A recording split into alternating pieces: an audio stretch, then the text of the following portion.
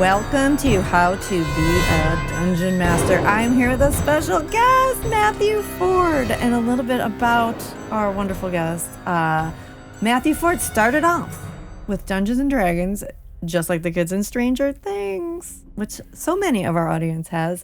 Back in 1978, playing the version 1 Blue Box set, drinking Orange Crush Soda, one of my favorites, still one of my favorites. He has played and DM'd every edition since then and has loved them all. Matt is especially passionate about teaching D&D to absolute beginners and has sparked the love of D&D in hundreds of people who have become devoted players and dungeon masters, hence the reason why we are having him today on our show. Also, a little bit more about Matt, because I found this to be interesting. You're recently retired and dedicating all of your time now on Rolling Rogues, which is a nonprofit organization devoted to connecting people through tabletop gaming. You are doing the Lord's work, Matt. So welcome. I try. Yeah, this is great. Thank you so much. I'm Welcome so thrilled. to I've been Dragon listening. Talk. Yeah, I've been listening to Dragon Talk forever, and it's just really one of my big life goals to be on here and spread the word about teaching absolute beginners, how fun it can be. Well, that is something that I am excited about when I do get a little bit more experience as a dungeon master. I also want to share Dungeons and Dragons with absolute beginners and new players, because I do believe that playing Dungeons and Dragons can and will impact your life in such positive ways. And as we all know, you don't always get a second chance to make a first impression. And sometimes people's first impressions with D&D doesn't go that well for various reasons. And they either never find their way back, or they find their way back years and years later, and then they're angry that their first experience wasn't as good because they could have been playing this whole time. How many times I've heard on Dragon Talk where people said, "Oh, I tried D&D once, I really didn't like the experience, and it was years before I tried." Now that's the people you're talking to. By definition, they came back to try it again. Right. There must be a lot of people who have that first bad experience that never come back, and just my heart breaks with that. And so I really want to be everybody's first best DM and give them a little taste of every kind of D&D experience so that they can fly the coop, find other DMs. I just want to be that first rung on the ladder. I want to make sure their first sessions are solid. So because you're just one person and there's lots of people that maybe want to learn how to play D&D, you cannot teach everybody. You can't be everybody's best first experience. But maybe you can teach the rest of us how to make that first experience the best that it can possibly be. And that's my goal here. Yeah, I think this has got to propagate. I don't know the clone spell. And we hear that can go terribly wrong. So I think I've got to really get the word out about how great it is to become a DM, even if you don't have heaps of experience. So that's one thing. And I've got you in mind, Shelley, as well. All right. And then once you start actually teaching absolute beginners is a real joy for every DM, but also it's a great way to start off being a DM. If you just kind of hit a few hints that I've got and maybe some materials that I can provide, which I'm providing for free, it might make it easier. So yeah, I think that is what really causes this to spread worldwide, is to teach how to teach. And I'm a teacher at heart. I've always loved making things, making new experiences. And D&D is just the best new experience that I can give people. I just love seeing people light up and enjoy it for the first time.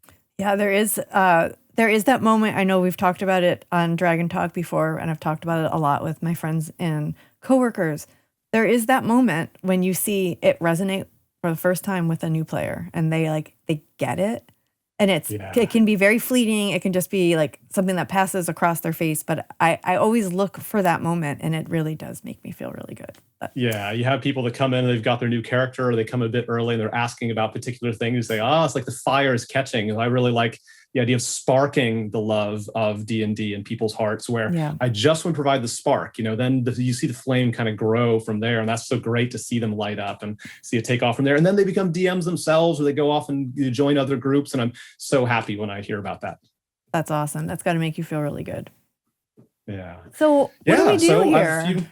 I have some tips to pass along about, how to do that. I can dig into any of these, but, I figure maybe touch on a few kind of high-level things that then whatever you find interesting, Shelley, can dig into more. But I've got a few ideas. Okay, let's do it. Well, so let's say you want to start, right? If you want to start a group of absolute beginners where, maybe you got friends and family, though I encourage get strangers around the table because it's great to see strangers connect with each other. I've had 3 couples meet at my table and go on to become a serious ongoing thing. I just went to a D&D themed engagement party for one couple and they met at my table. So getting a group of strangers around, isn't that great? That's amazing. So getting a group of strangers around is good because I think that people just need to connect with each other. That's one of the why I do this. I think connecting in real life is super important. So let's say you want to get a group of people together, maybe friends, hopefully some strangers as well, or at least friends of friends, and you want to have an ongoing, game. So I have a few tips. One is to just really minimize the friction going in. The thing I hear again and again is people see D&D as this overwhelming thing. Maybe they've watched videos or they've heard about it. They've heard all the online talk. So they think like, this is not for me. It's way too complicated. And one of the things is just friction, that you have to tell them over and over again, I want you to not prepare. I want you to be assured you're not going to have a spotlight put on you. You don't need to be wearing funny clothes. You won't need to act. You won't need to think of your accent. And you have no obligation after this one show, after this one sort of intro event where you get a taste of D&D, I won't be hurt if you do not go on. It's not for everybody, though secretly we think it is for everybody. So that's one thing. Minimize the friction going in just to sort of create the top of the funnel as wide as possible in sales terms. Yep. You have actually hit on with that one thing, hit on every single stereotype somebody potentially coming into D&D has told me is what they're opposed to about D&D. The funny costumes, the commitment, the preparation. So yes, just wiping that away immediately seems like a great idea. Yeah, Shelley, you might remember, I'm Gen X. I know that you're far too young to be Gen X, but I'm in a generation called Generation X, and I'm the older end of it. And remember, you might heard older people talk about murder mystery parties where you invite everybody and they had those box parties. They weren't always the greatest, but it was really fun. People would come over. Think of your first session of D&D, like how do you make it as easy and as appealing as one of those murder mystery parties where people just know they can show up. And those actually took more preparation and more pressure than D&D actually can. So that's really good. And then there's the number of people you want to invite. So I would really encourage, let's say you want to have a table of 5 or 6, that magic number 4, 5, or 6 that on go. What's surprising is that despite how great you think it's going to be, you should probably invite about 12 people to that first event. What? How do you handle 12 people? I know, but I have some tips for that as well, because it boils down. I've started like, here's my ideal group of 6 people, but almost inevitably half of them, their schedule conflicts, or they like D&D so much they start other games, or it's just not to their taste, and they boil down, and now you've got a table of 2 or 3, and D&D is great. The occasional 2 or 3 person thing is great, but if you really want to get that camaraderie and connection and variety, having 5 or 6 is great. So I think that you should really start where you think, I want to invite just a bunch of people. It also takes some of the pressure off them. They know they're not going to be on the spotlight because they're sharing it with 12 people.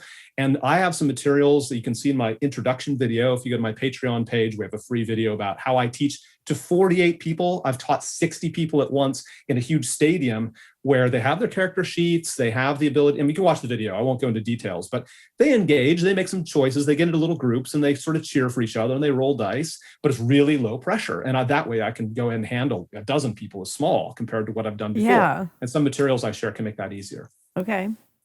So maybe boil them down and don't be afraid of inviting strangers and friends of friends to come along, significant others, because, if they both like it, then you're set, you get some people to come back later on. Another thing is really minimizing the pressure on your friends and family. This is something I'm sure is dear to both of us, where they definitely don't want to disappoint you. And if you make it really obvious that your heart will be absolutely broken if the session doesn't go well, it's easier for them to say, I can't do it this weekend. Let's do it next month. Let's do it after this. And to be nice to you, they'll want to kind of put off doing it because they're afraid of doing it and being part of some sort of horrible failure. So I think it's important to pretend that, it's really breezy. It's all cool. It's okay if it doesn't go well. It's going to be super easy this first session. It's only the first session. And at least in your head, try to convince yourself that, try to take the pressure off yourself and try to take the pressure off your friends and family, because I think that can sometimes make people not want to start. For sure. And some of that pressure is like, oh, I'm going to get roped in. And I'm going to be obligated to come every week or every 2 weeks. And D&D has got some great advice on how to handle players that drop in and out of sessions. So check your DMG for that. I really like the background method. Like, oh, if you're not at the table, you're still with the party. You're just in the background. You're having your own little fights, and you're there. So when you come back in the following session, we don't have to worry about you're not missing the story. And as a DM, don't try to write things that really depend on having everybody there all the time. Say, hey, if you don't show up, that's fine. And that's one of the other things I want to lead into is momentum. Right. I think it's really, I've seen so many things where, oh, we canceled this weekend because so-and-so couldn't make it. And then next weekend, the other person couldn't make it. And to be fair to them, we canceled again. And I think it's really important with these first ones to say, we are meeting every 2 weeks. And no matter who shows up, we're playing. If one person or two people show up, that's going to be a great session as well. Or I'm going to be sitting here alone as a DM working on my notes, but I'm going to be here. So people have the freedom to say, well, maybe I can't come to every session, but at least they know they can plan it and put in their calendar. So I think momentum is another thing. And that's sort of my starting a group advice. And I can dig in any of those, but and then there's the session itself. I've got more thoughts on that. Well, I'm curious, I guess, how you handle characters for these brand new players. Are you giving them characters, or are you letting them create their own? Because that can also be very overwhelming. I am, yeah. And that's exactly it. I myself give pre-generated characters, the ones from the starter kit, and I've got something to share. If I can share the screen, I'll show you what I do to those starter kits to avoid overwhelming people. Maybe I'll do a share while I talk, if that's all right. Okay, I'd love that. All right, so for those of you who want to see this, you can watch this video on YouTube, on our D&D YouTube channel. All right, can you see that? Yes. Okay, so this is what the out-of-the-box starter kit is for the fighter, which is the simplest class. And this is very well laid out. I think WotC has made it, as Wizard of the Coast, has made it as easy as possible for people to get into it.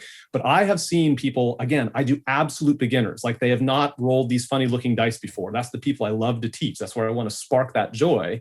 They see this and they're like, oh, it gives that impression like, wow, this is complicated. So here's what I do. I go into the PDF editor and I just wipe out a bunch of stuff on the first page. Oh my God. I'll show you. You can sort of see my little screen. Already see my little screen as well as my big screen. So the first page, again, looks like this. And then if they flip the page, it's the same character. And every time they flip the page, there's more information revealed. So as they get over the overwhelming sense of the first page, some people start flipping right away. They're curious and they can handle it. And they'll read all the cool stuff on the main page. But I've seen people stick on this first page. I tell them, this first page is all you need for the very first session. Again, that material that I share on Patreon, you can actually eventually get my script. I'll be releasing that soon. Well, I'll do like how to introduce D&D to a dozen people without sweating. So you can see that it's got armor class, hit points. It only it doesn't even show your skills. I focus on attributes at first. And then, that's it. Basically, their weapon. And look, that's easy. Anybody can handle this. And I don't see anybody get overwhelmed by that. Right. The second page looks like this, where now I've added in the skills. Only the ones they're trained in show up. Again, not that long list of skills. I start putting in if they're interested in the traits and the bonds and stuff, and more stuff comes in. And then eventually they're ready for, they turn the page one more time, and now they've got the thing from the starter kit. They're all color coded. So each class has got a different color. So I can say, oh, I know you're a rogue by the color. Or I can say, you with the blue sheets, you rogues, maybe you should, take a look at this particular skill challenge. You rogues. So that's one way I do it. So, you rogues. And in theory, so you said everything that they need for their first session is that very first character sheet that we... Yeah, that's right. That's right. Yeah, if you get a hold of these materials, you might choose to use the second sheet which has the skills and some other stuff. But even that has only about half the text of the final sheet. And, I recommend that, again, to avoid that sort of sense of it being overwhelming for people. I've seen that have really good effects.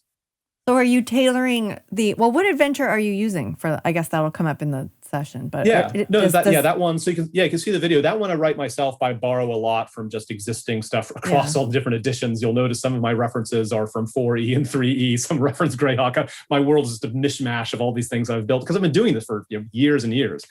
So I write my own thing, and you can see it's a script that basically you go through where they do roll dice and they succeed and fail, get hit points and treasure, but it's fairly linear. It's like they're on a carriage and they're going over the mountains into the final place where they're going to spend all their sessions, which is down in Timberway Valley. So it's a linear thing, and every single character has a chance to shine. So I have all 5 of those character types. So randomly assigned, basically, those 5 types that are in the starter kit. And I write the script so each of them will discover, I'm the best at that. I'll say, well, who here is the strongest character? and everybody looks and I show them where to look up strength. And then the person with the yellow sheet says, oh, me, I've got a +3. So, okay, you're the strongest character. You should be the one to take on this challenge. So you see I'm giving them a chance to shine. So all 5 of them have a chance to shine. Some have like the best dexterity saving throw. The rogue has a chance to shine.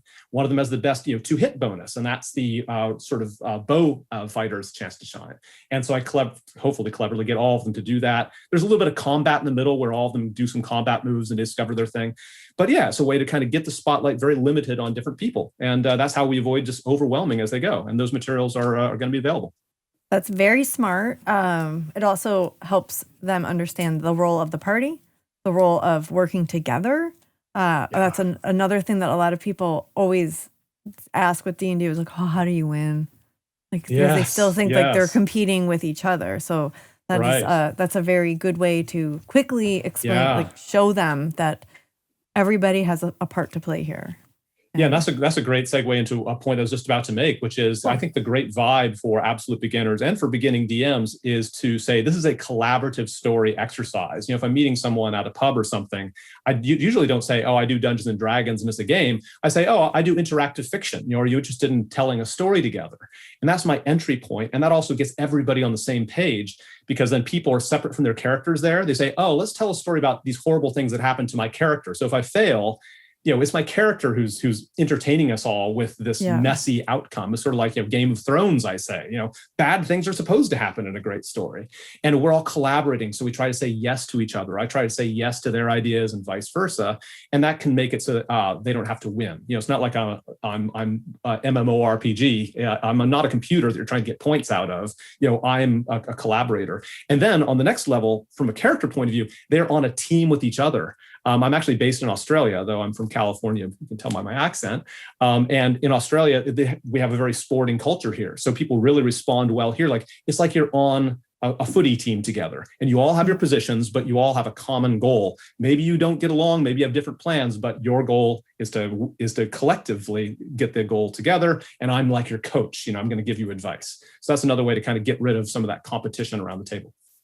That's a great way. That is and definitely an analogy that most people can understand. Yeah, hopefully click into. We've got a couple other points you want me to go into. Oh, yes, I do. Teaching absolute beginners. Okay, great. Yes.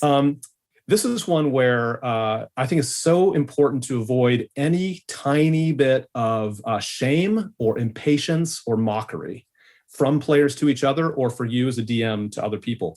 Some people's barrier is they're actually quite socially anxious. And, like Science Mike, who you had a while ago, talked a lot about sort of outside the neurotypical range.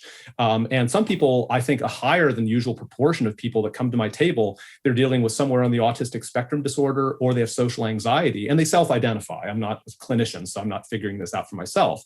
And I think because you hear from Science Mike and these other studies, this is actually a great way for them to start to stretch themselves and start to take on, some real life skills. So it's really important to be welcoming, even if they're totally neurotypical. It's just nice to be really nice to people. It's nice to be very enthusiastic about their choices. So if they're expressing a different gender, if they're expressing a transgressive personality, if they're expressing someone that's got a kind of wild personality, it's really important to not have the tiniest bit of mocking them or shaming them or even being surprised that they chose that particular thing. And I think that vibe then, gets everybody to support each other. So that's something I can speak on at length, but that's kind of the short version of that particular thing. Is that something that you are verbally saying at the beginning of sessions, or just that you do by example?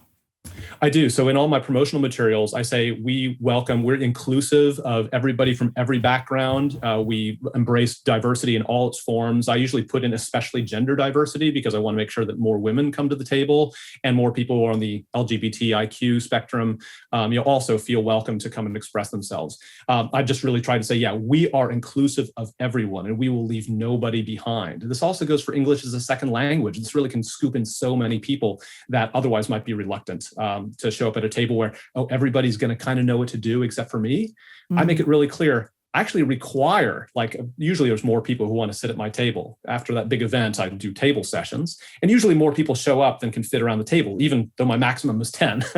And I say, the first priority to sit down is if you have never rolled these funny looking dice before, except at my intro event. And those get first priority. And so I really reassure people, you will be amongst other absolute beginners. I think that helps people warm up as well. I think that's That is definitely true. I still have a lot of those feelings of like, everybody knows things that I don't know, just because I play with a lot of people who they make the game, that they, of course they have decades of knowledge that they can't help. They can't eliminate that from their brain. They might not let their player know that information, but they know it. So I'm not the you can almost see the gears turning in their head where you can almost tell that they're holding back from, like, you can see their inner voice like, don't tell her what to do, don't tell her what to do. But you can actually see them thinking that. So you can see, they want to tell me something and they're restraining themselves. That's almost worse than them just saying it. It actually is. It definitely is. I very clearly remember playing with someone and there was a creature that he knew immediately what it was. And the rest of us were like, we don't know. Like, the monster manual is freaking huge. I don't know every monster in there. By this one tiny clue the dungeon masters gave me. And he sat there like, I can't sit. Like, just shut up, okay? We get it. Everything is sort of a balance of many things, because you've had other great segments on how to be a DM that really do advocate having an experienced player that can kind of be a co-DM and help explain things. Yeah. I think that also could be important. Maybe not so important for the very first session, however. So, these are all balanced. You might have a experienced player who knows how to hold back. But yeah, if you have absolute beginners, nobody's going to say like, oh, I know that's a ghost, or I know that's vulnerable to radiant, or anything like that. Right. But you probably also won't put them in that position where like, identify what this monster is right now. That's Anyone? right. That's Anyone? right. Yeah, that's right. Or say, hey, you can take an action to identify the monster. I teach the mechanics fairly strictly because I want players to be able to go to any table. So, I'm a game designer by trade. My bio involves making video games for decades for, Microsoft and Atari. So I'm really a hardcore game designer, and I really respect the design process. So I really like to be quite mechanically sound and, let people fail and try to do that up front. But yeah, they can usually roll, and they can usually get well enough to say like, okay, I'm going to give you a few hints about this. If you're curious, if you want to take an action to assess the monster, sometimes that's people's idea of a good way to contribute to combat. Why not? Yeah, that is what I usually do. Yeah. And speaking of that first, as those things goes, like layering on the lessons a bit at a time. So I take a teacher's approach to it. You recently had, I think it was V Muse, who talked about being a teacher and applying her curriculum. And she said, oh, this is a lesson plan. I know how to do that. That was such a great moment. I really feel the same. So I'm a teacher, by some experience, not as much as game design, but I knew what it was like to build slides and build an agenda. And each lesson should layer on something else. Like each session, I say, I'm going to teach these 3 important basic concepts. And we're talking like, what's ranged combat like? Or what is it like dealing with a stealthy monster? And just have a few of these things. Okay, this battle is going to be all about taking saving throws instead of them hitting your AC. Let's teach that. And I just think of 2 or 3 things with each scene that I'm trying to get across and illustrate. And session by session, I have like a 12 session sort of first season, as I call it, where by the end, you've gone through all the basics. And it's just like making a lesson plan. So let each layer settle in and make sure people understand it, and walk over and point to their sheet and say, hey, here's the number you're looking for. Just really make sure you don't leave anybody behind. As long as you take it a bit at a time, anybody can learn this stuff. And then you've enabled them to go anywhere for any DM. That's a great feeling. That is. That's just breaking it down. Yeah, that's right. And one of the things with that is different types of D&D. So I like to make sure that all my sessions have a sampling platter. Some players are really going to respond to crunchy combat, and some are going to respond to cinematic combat, like they've seen on streams, where it's breezy and more like wild and fast. Some people are going to love exploration. Others will love puzzles. Some will love their character themselves, and they might want to act their character, or some want to just stay at a distance. And so I try to give them scenes where each type of thing, gets its little moment to shine, each type of D&D.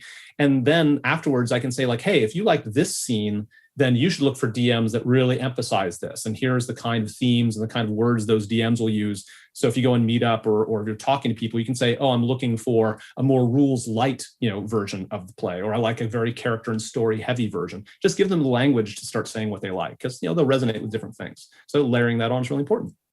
Well, how do you handle when you have these large groups of people? I mean, certainly you're going to have players that are going to like lots of different types of games. How do you appeal to a wide audience?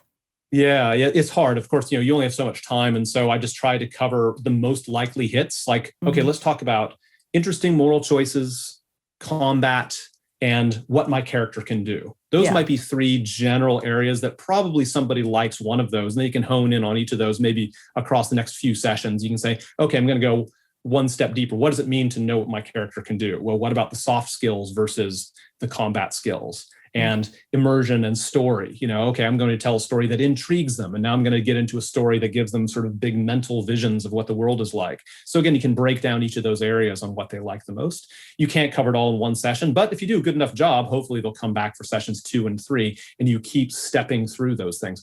I also use feedback forms. I mean, I'm a game designer, so I love actually objective feedback, like rate me from 1 to 5, basically, on each of these. Does this session have too much or not enough of these few categories? And in my videos on Patreon, I actually pull out those surveys and I go through them and show how I analyze the feedback from players filling out these anonymous forms on how well I did, because each group has a different feel. Like, oh, this group is actually, they don't care about combat very much. I can actually ease off on the amount of combat, and they really think they want more exploration. So I'm going to crank up some of the exploring part.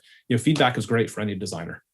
So curious, because your background is with so much with video game design, so you can do a lot in a video game, but you can't do everything. That's just by its very nature. But Dungeons and Dragons, you could really try to do absolutely anything, and you don't always know as the dungeon master what the players are going to want to try. Do you employ any tenets from video game design when you're teaching these new players? Like, do you try to keep things on rails a little, or do you just let them go whole hog and see what this game can really do? Yeah, there's some tricks, aren't there? That video games have some great tricks to actually channel people without them realizing they're being channeled. And some is like using the big shiny object. So have something where it's a landmark. People have a tendency to go towards landmarks. Peril is really important. If you're having trouble keeping your players on rails, you give them a really strong call to action. Like I like starting people off not in a pub where it's very directionless, but in jail. Like, I have a fairly linear thing where they don't have a lot of choices. They get captured and kidnapped and thrown in jail, and now they have to break each other out. Like they're blindfolded and manacled, and you can see in my video, the first thing they do is like release each other from their bonds and taking off their hoods and figuring out how to get out of the cage before the torturer comes to take one of them away. So a great urgent thing was all about helping each other, and that gets them bonded with each other. So it starts off quite constrained. So I don't tell them you're not allowed to do that in this. I just put them in a situation where it doesn't make sense for them to, try to sing a song or drink beer. They don't have their stuff. I take everything away from them and focus them down, and then give them their stuff back a bit at a time. So that's kind of a video game trick, So how many video games start off where you're in prison? This is like a Skyrim type trick. The Elder Scrolls do this. So I borrowed that, and that works really well. Also, I think really new players, often they're overwhelmed by choice. And I've heard other DMs say this on your segment, where I'll suggest like a choose your own adventure, like, well, your basic choices might be this, this, or this. Now, if you want to do something else, let me know, and I'm totally open to it. But very often they'll pick one of the things you lay out. So that can help, especially with really new players. I try to say yes, but as other advice has said, I try to say yes if you roll high enough. That's one good trick. Right. The other one is yes when you get to this level. So if they want to do something crazy, I say, you should really try to become an assassin, or you should really try to become an evocation wizard, because you can do that. You'll just have to level up a bit first. So that's another trick to use to keep people constrained, to get them looking forward to playing more, but also here's why I can't use my firebolt to destroy all the enemies and blow everything up. Say, that sounds more like fireball and it's awesome, but you've got to level up before you can do that. Okay. Yeah. That makes sense. Yeah. So and that's covered a lot of those things is that starting that constrained area, layering on those lessons, and giving that little taste. Ultimately, if you're worried, Shelley, about like what are players going to do, if you really look at it from a game design point of view, my most mechanical point of view, it gets really simple, where the basic idea is they look at what their character can do, they roll a 20-sided die, and they add a number to it, and that number is based on what their character can do. And then you as a DM, you try to make both failure and success enjoyable. And that's really all that it is. Anytime you're stuck, it's like, what do you want? Let's try to stick to what your character can do, because you're going to be more satisfied. They naturally want to win. Roll D20, add something. I've got a number in my head. And we're going to branch the story a little bit either way. And the down branch is going to be just as exciting as the up branch. And as long as you keep that loop going and we're making a collaborative story together, if we all say yes and we all sort of do that, we're on the same team and we're going to have a great story by the end of the night. Things turn out okay. They really do. Yeah. I like how you also said you're going to make failure really fun too, because that I think that's right. That's an important part of the game, important part of life. You got to learn to roll with it. Yeah, that's right. Yeah. So fail forward is a great bit of advice you hear mentioned a lot. And also just to be separated, like you as your player can be separate from your character just enough that you can sort of take joy in your character failing. There's one D&D podcast where I've really got to give a shout out to. It's called D&D is for Nerds. It's an Australian podcast. It's my absolute favorite, like by far it's my favorite D&D podcast. And I think Adam is very close to my type of DMing. He's quite mechanical. But a great storyteller, but the rapport that the players and the DM has, those players really know how to separate out and laugh at their own failure. There are some amazing things they've done where you can just see how well the players adapt and how the DM completely makes them fail, because it's by the rules, and the players roll with it. It's a great example of rolling with that. So I recommend that very much to get that vibe, a feel for that vibe. Very cool. Yeah. Now I can dig into any of these things, but I could go on and on, but there's so much to cover. I know, there really is. But this is like this. It's really good.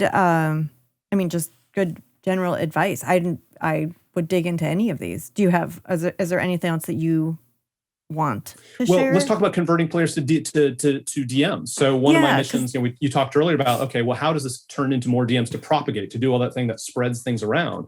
And how do we inspire players to become DMs? I've had players, again, absolute beginners, and in less than a year, they're DMing themselves.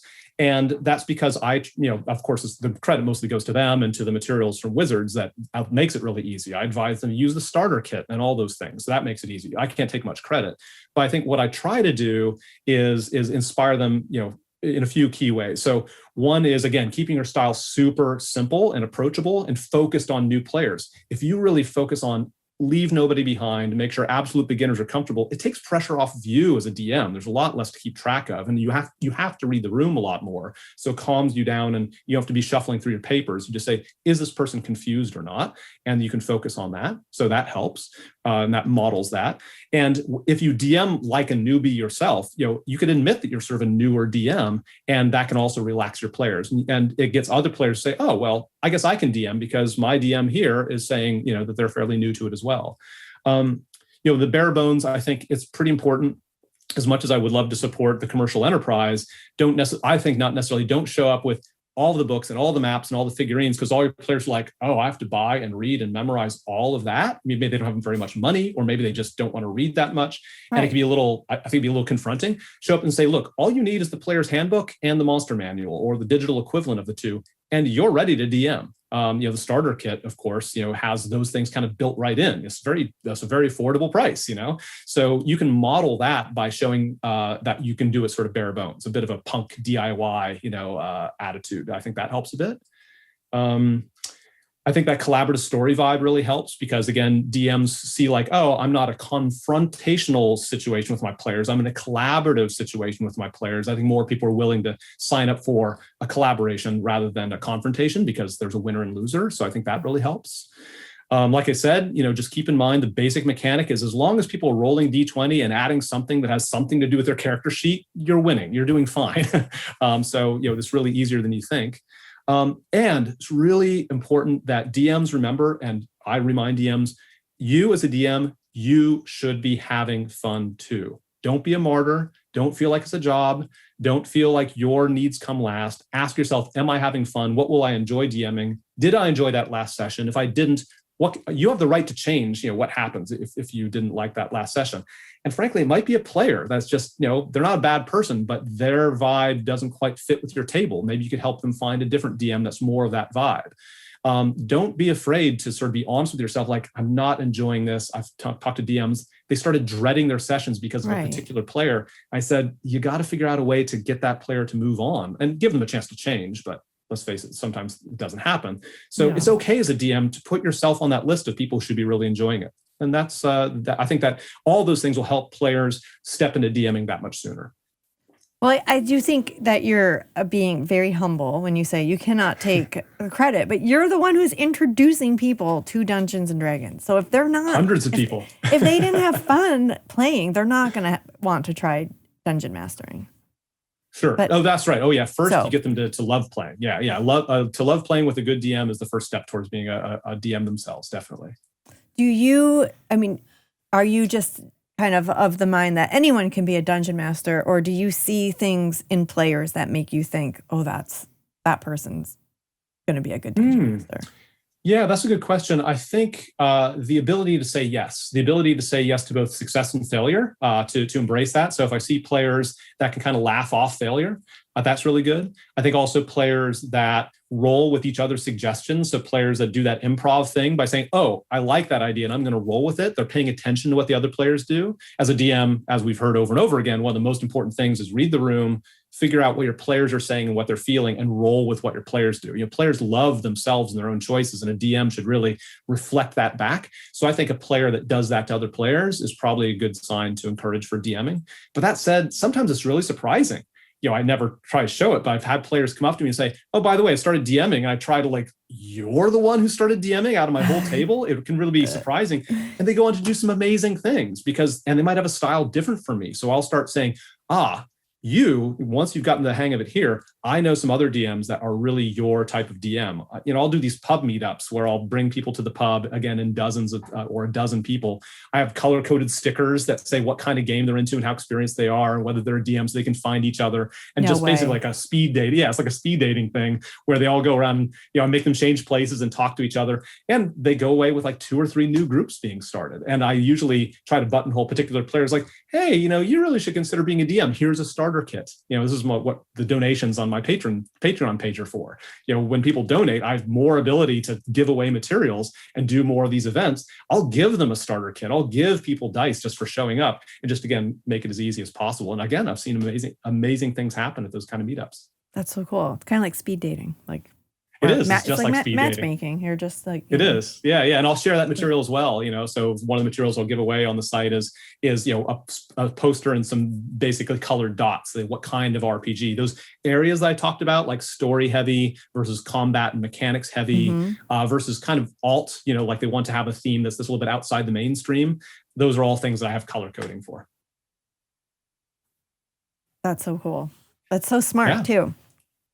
Yeah, I've just done it through iteration. I've done this for many, many years and we're growing all the time. So I want to keep, I have a goal where I want to know that I or someone I've directly taught, I've introduced 1,000 people to D&D. That's the benchmark I want to hit. I'm already past 100, I think personally.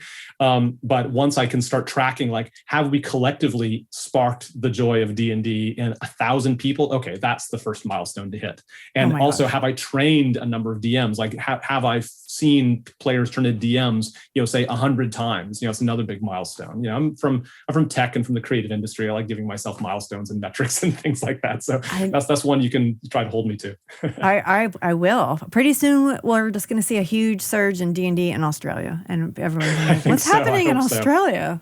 And I will say, I know what's happening there. I know where it's all right. You know where it starts. And you can see on our videos, we're very fortunate and we've done a really good job, frankly, of trying to stay COVID free. So people are meeting around the table. For all of you out there is hope.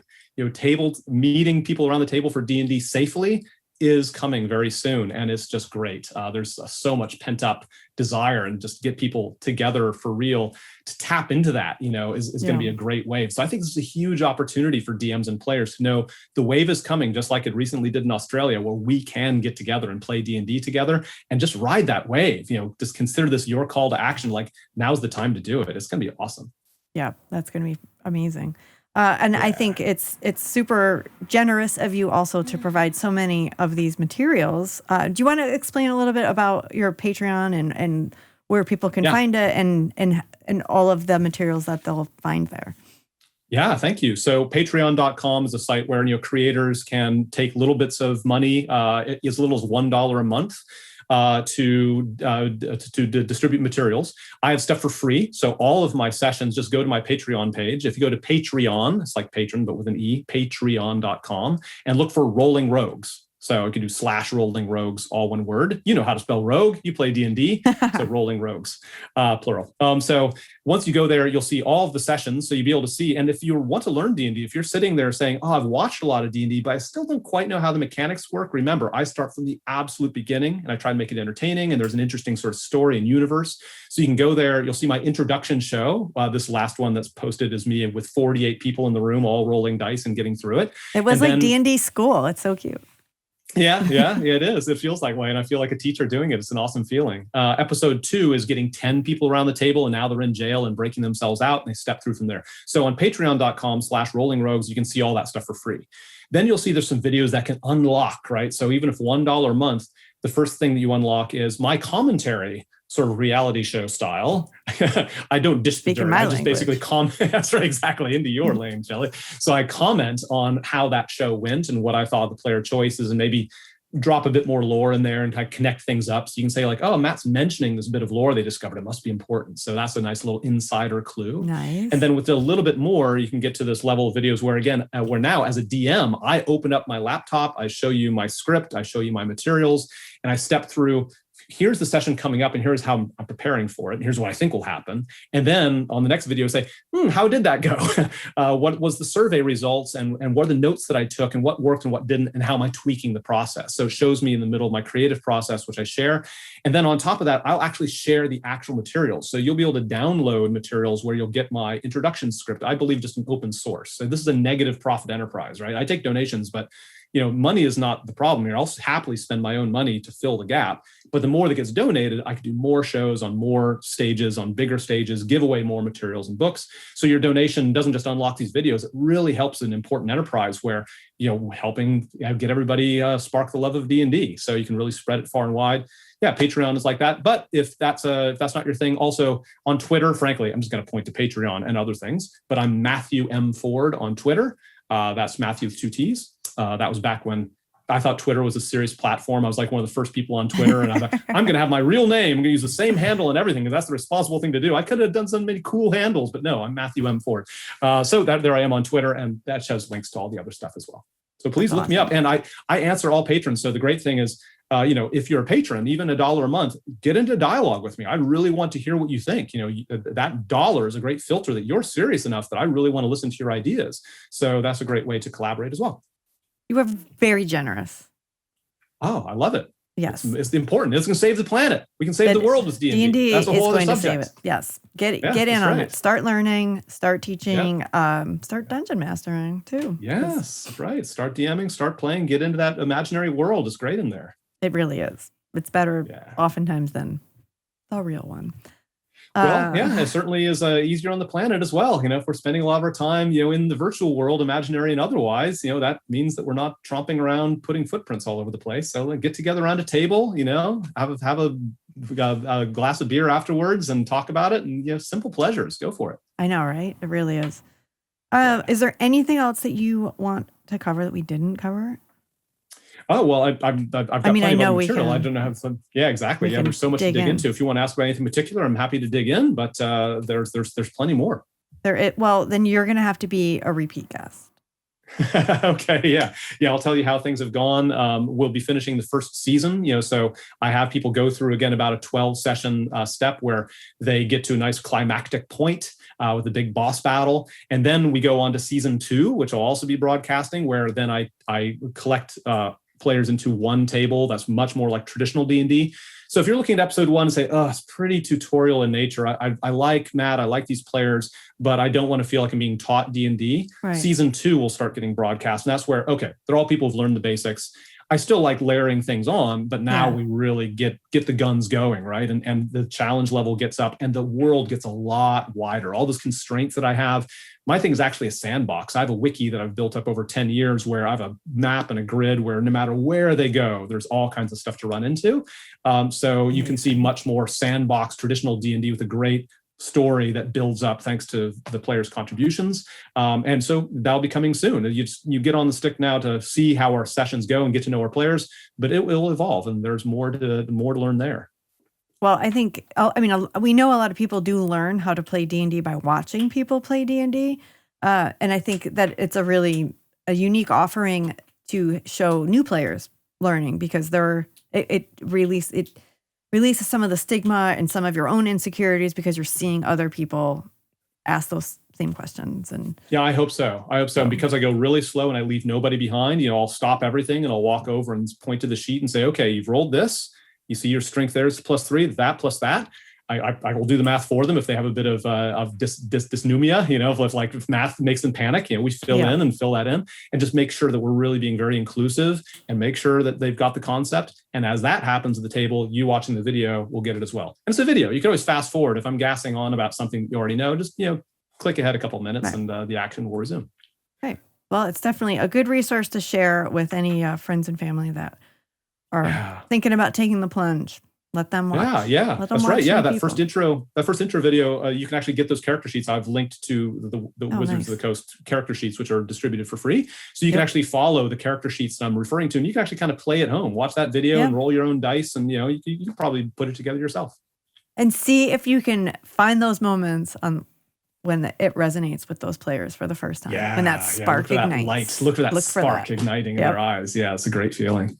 So cool. Thank you so much for thank you. Just the amazing resources that you're providing, for your sharing your knowledge and willingness to come here and be a guest on Dragon Talk. I know that there's more that to cover. So I would love to have you come back. I would love to come back, and thank you so much for inviting me. This has really been a life goal of mine.